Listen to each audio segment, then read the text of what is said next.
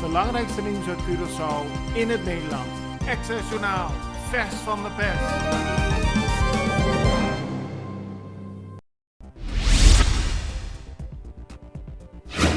De Venezolaanse politie in Falcón heeft gisteren Curaçaoenaar Julio Alberto Guerrero opgepakt, beter bekend als Cuchi. Hij is 33 jaar oud en wordt verdacht onder meer van een moord in 2016 op de Erosweg en een drievoudige moord later bij Campo Alegre.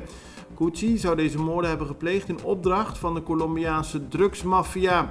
Ook wordt hij verdacht van het plegen van bankovervallen en overvallen op casino's. Verschillende mensen hebben geschokt gereageerd op de arrestatie van Jason Vick. Hij is heel actief op Facebook en vraagt vooral om aandacht voor mensen die hulp nodig hebben. In juli vorig jaar zette hij een grote actie op om schoolmaterialen in te zamelen voor kinderen uit gezinnen waarvan de ouders weinig geld hebben. Nu is hij opgepakt op verdenking van oplichting en het vervalsen van formulieren. Bij het maken van steunpakketten voor minder bedeelden zou hij winkeliers voor 50.000 gulden hebben opgelicht. De politie had hem gisteren gevraagd naar het politiebureau in Montaña te komen. Daar is hem verteld dat hij wordt gearresteerd en de zaak wordt onderzocht.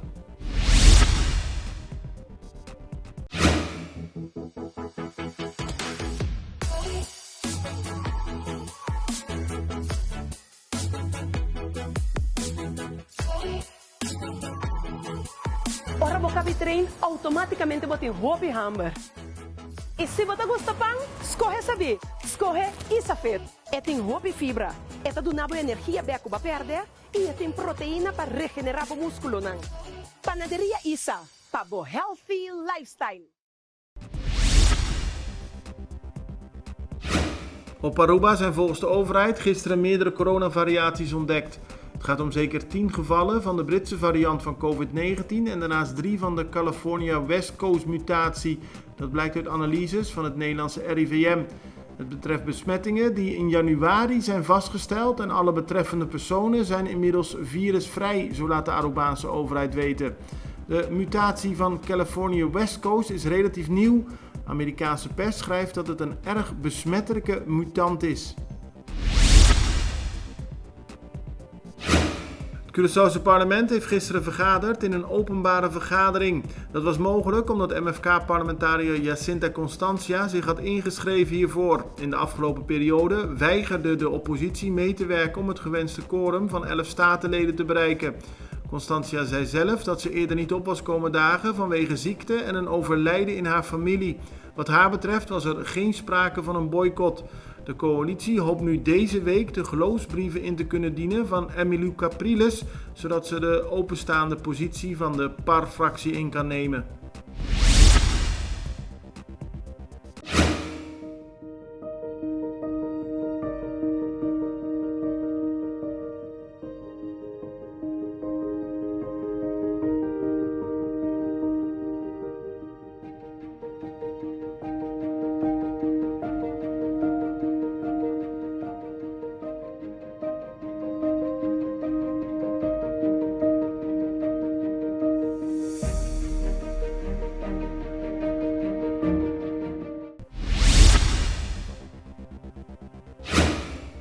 De Extra besteedt vandaag op de voorpagina aandacht aan een auto-ongeluk dat gisteren plaatsvond op de Santa Rosaweg. Daarbij waren 2 auto's betrokken.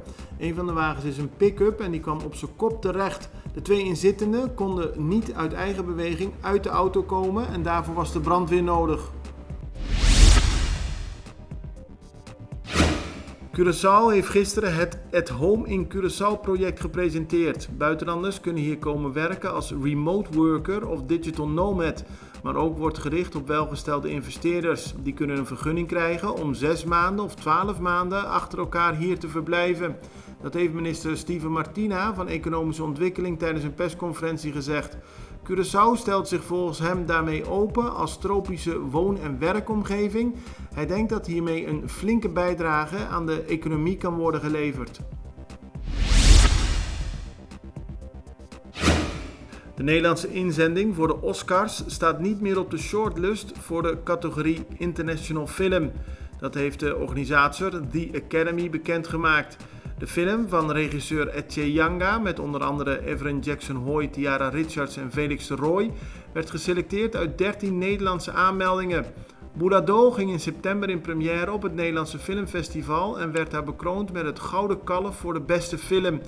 Het verhaal gaat over een familie op Curaçao en is voor een groot deel in Papiaments gesproken. Het belangrijkste nieuws uit Curaçao in het Nederland. Access Journaal, vers van de pers.